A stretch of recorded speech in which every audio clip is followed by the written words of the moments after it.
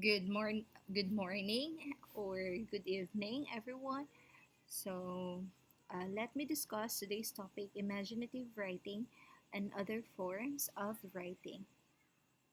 This is a fact: human beings are not capable of doing everything. We can construct an airplane, but we cannot fly without it. We can ride on a horse, but we cannot become one. We can watch all of our favorite comic book, movies anytime, but we cannot have the powers of the heroes and heroines whom we adore. Nevertheless, we are born with a great ability to imagine almost anything. This ability enables us to create worlds where anything can happen. We can also astonish people, leaving them in the wonder of what we can think of. So, have you experienced being praised or being innovative or artistic? So, you should thank your imagination. Our imagination and emotions go hand in hand. Our feelings can dictate what our imagination produces. While our imagination can influence our emotions, this concept can manifest through art. Therefore, we can say that an artistic person is the one who can use both his or her imagination and emotion to create things of wonder. Art can manifest in different forms. One of them is through writing. So, when you use your imagination and emotions to create poems, short stories, or scripts, you unleash the artist within you. That makes you a creative writer.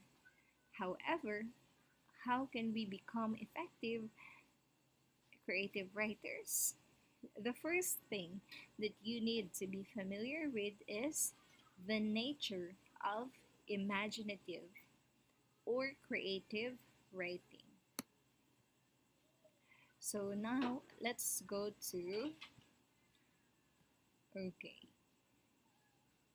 Okay, here our imagination again and emotions go hand in hand. This concept can manifest through art. So an artistic person is the one who can use both his or her imagination and emotion to create things of wonder. Okay, so again, art can manifest in different forms. One of them is through writing. When you use your imagination and emotions to create poems, short stories, or script, you unleash the artist within you. Okay, now let's go to the meaning of imaginative writing.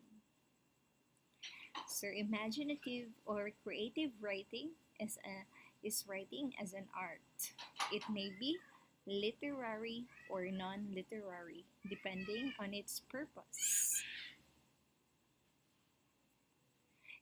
Creative writing is also an activity that helps us express what is in our minds.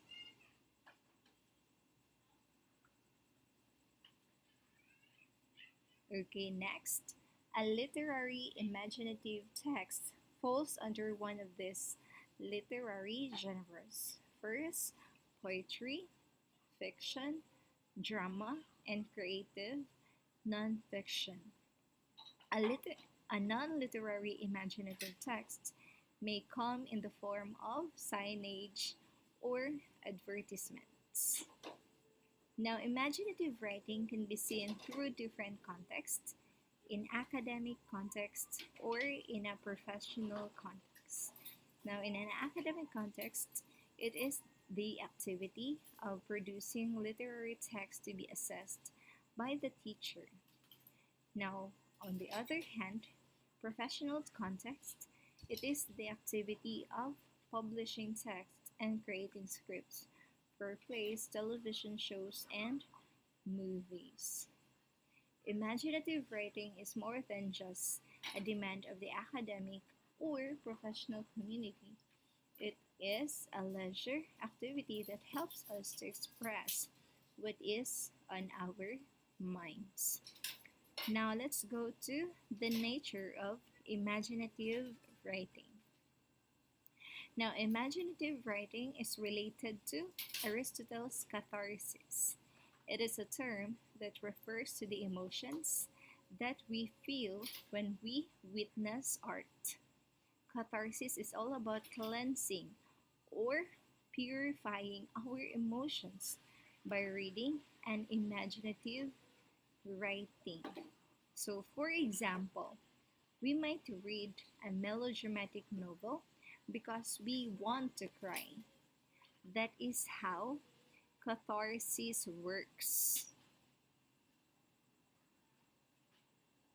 Okay. Now, okay, again, catharsis is all about cleansing or purifying our emotions by reading an imaginative text. So, if we want to cry, we may want to read a melodramatic novel.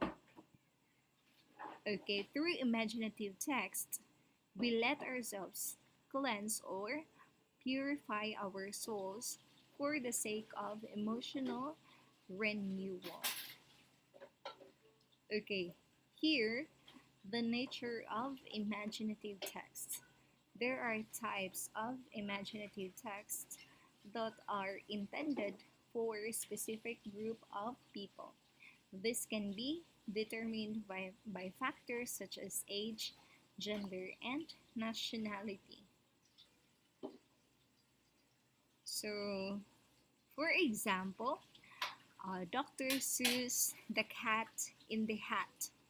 So, in Dr. Seuss' story, it is intended for 7 and 8-year-old.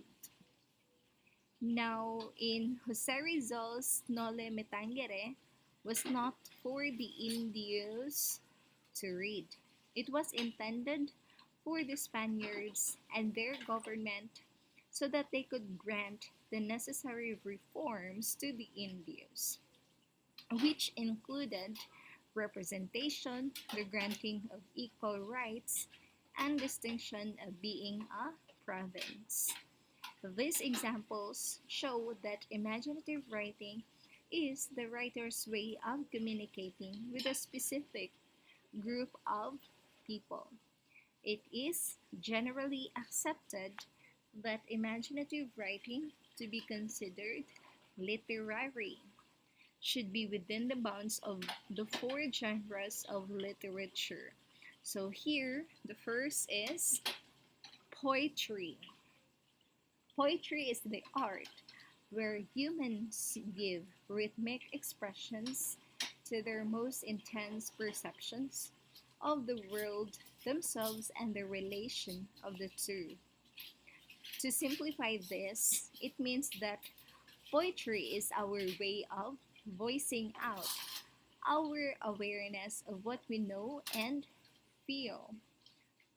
According to the Romantic poet William Wordsworth, poetry is the spontaneous overflow of powerful feelings. Conventional poems are dependent on a meter and follow a rhyme scheme. However, more unconventional forms, such as free verse, spoken word, and even social media poetry now exist. Examples of poems include Robert Frost's Stopping by Woods on a Snowy Evening. Next, Emily Dickinson's Because I Could Not Stop for Death, and Louise Glock's Persephone the Wanderer. Okay. Another another type, another genre of literature is fiction. So fiction is a narrative writing drawn from the imagination, or rather from history or fact. This genre is typically associated with novels, novellas, and short stories. Modern day formats such as flash fiction, six-word stories, and digital fiction are also included in this type of writing. Examples of fiction include Washington Irving's Rip Van Winkle. Another example, Harper Lee's To Kill a Mockingbird.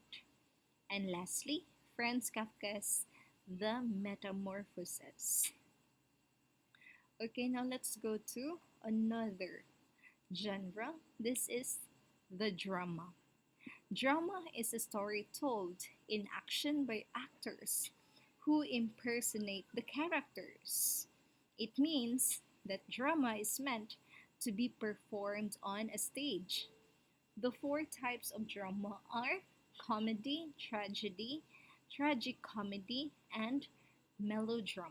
Examples of drama include Sophocles' Oedipus Rex, William Shakespeare's Much Ado About Nothing, and Arthur Lawrence's West Side Story.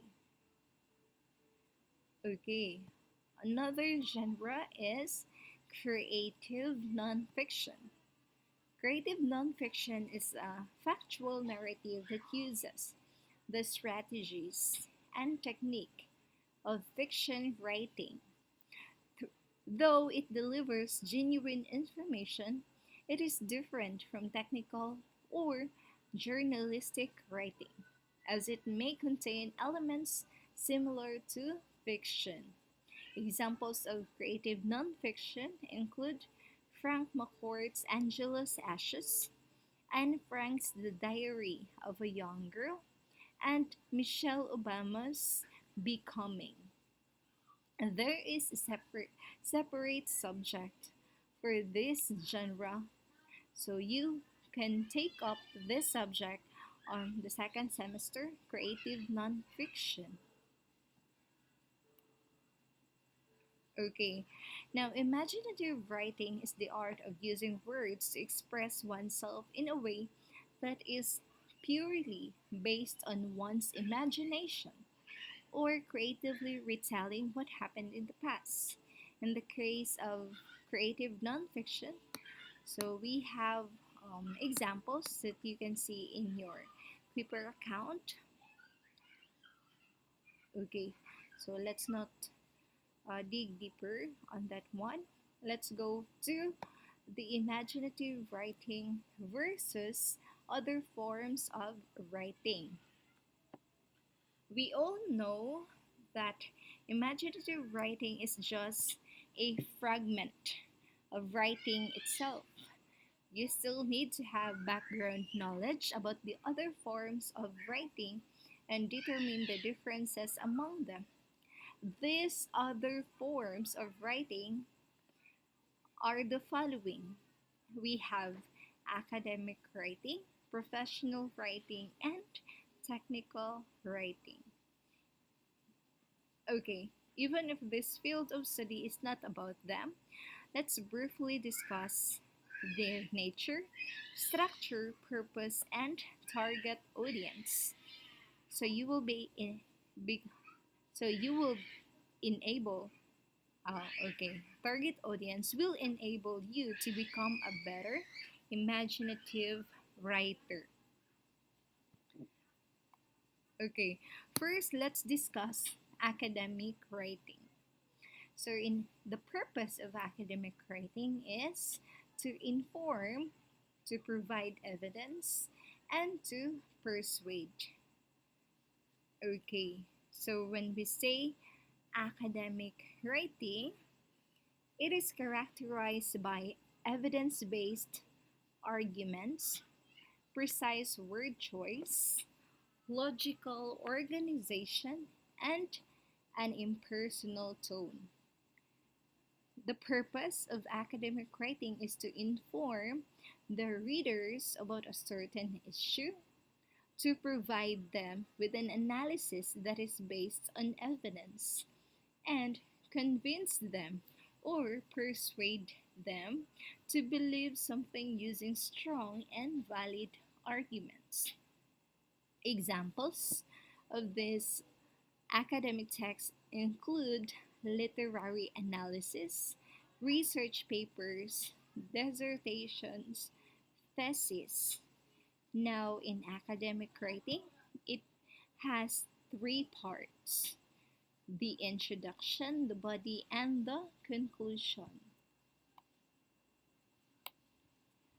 Okay, now let's go to the next type of other forms of writing, which is the professional writing.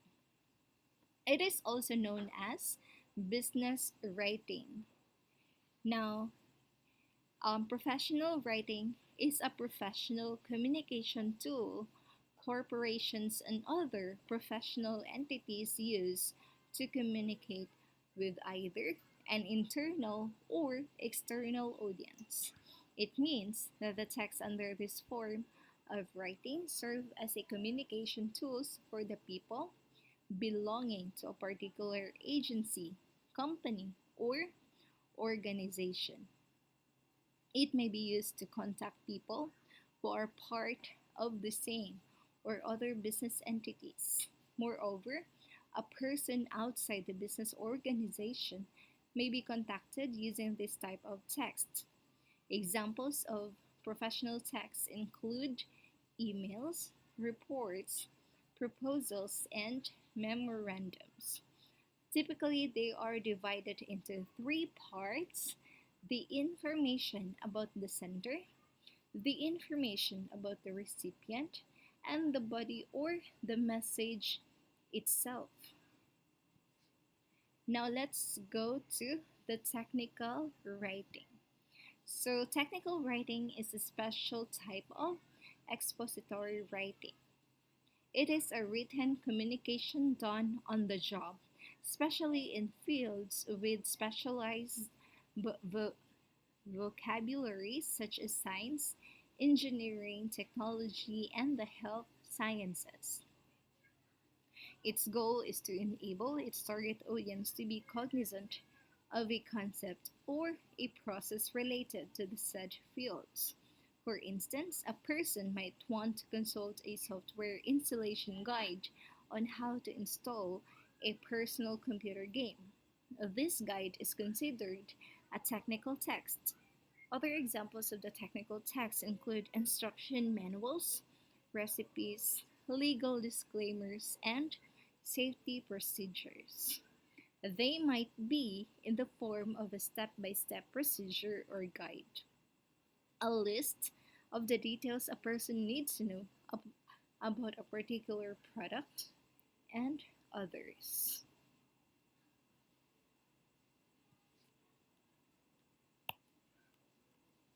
Okay, we have here the creative writing process. Okay, the creative writing process. Step one, we should generate an idea. Great novels, poems, plays, and other literary works were just ideas before they became masterpieces. So, for example, Mary Shelley, the author of Frankenstein or the modern Prometheus, based the said novel on a dream. She said, "My dreams were all my own. I accounted for them to nobody. They were my refuge when annoyed, my dearest pleasure when free." This proves that your ideas, even if they manifest as you sleep, can go a long way. Generating an idea might be hard at first, but it can be done. You may begin with developing an idea about a character. You may ask yourself, what does he look like? What are his traits? How does he behave? What is his life's philosophy? Alternatively, you may begin with a setting. Questions such as, where do I want my story to take place? And when did it happen?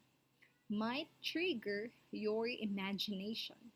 You may also draw the setting you're imagining to see what it would look like.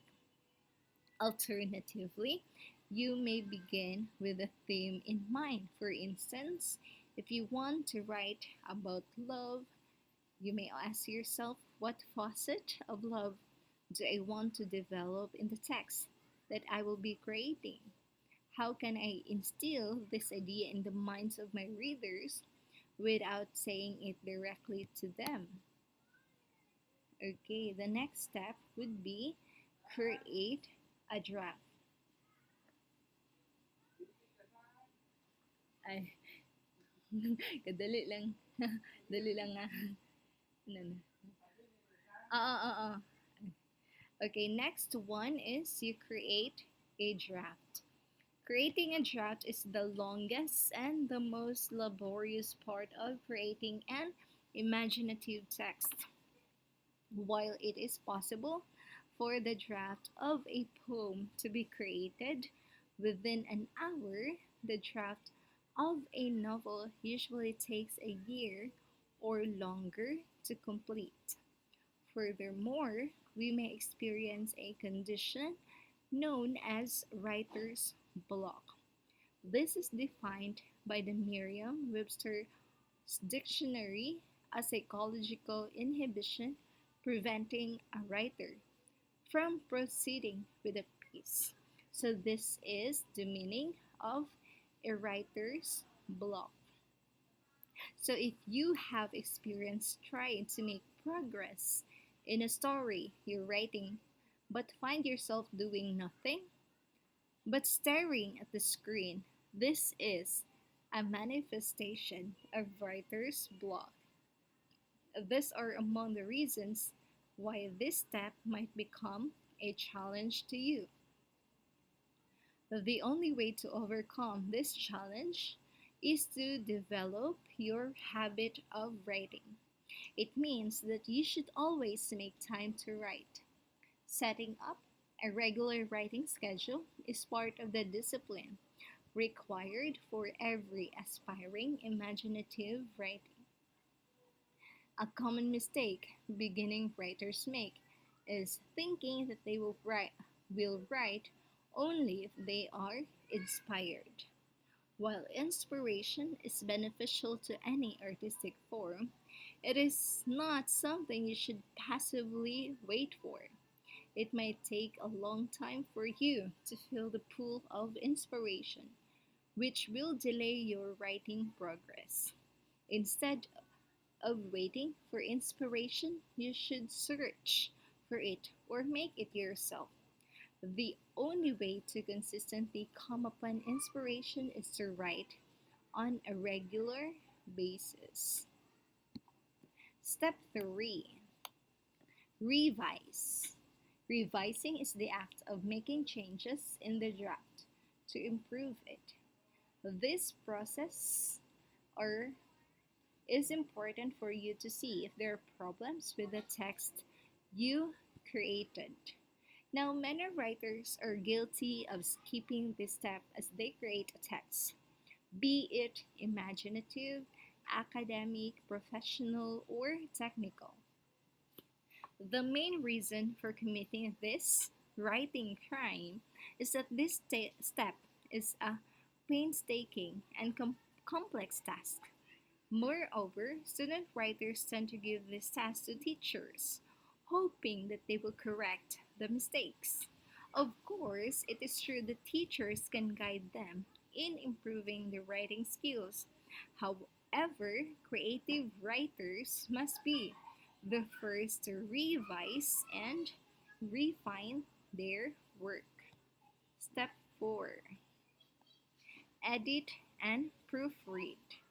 Proofreading is the act of checking for errors the text might have in terms of spelling, punctuation, etc.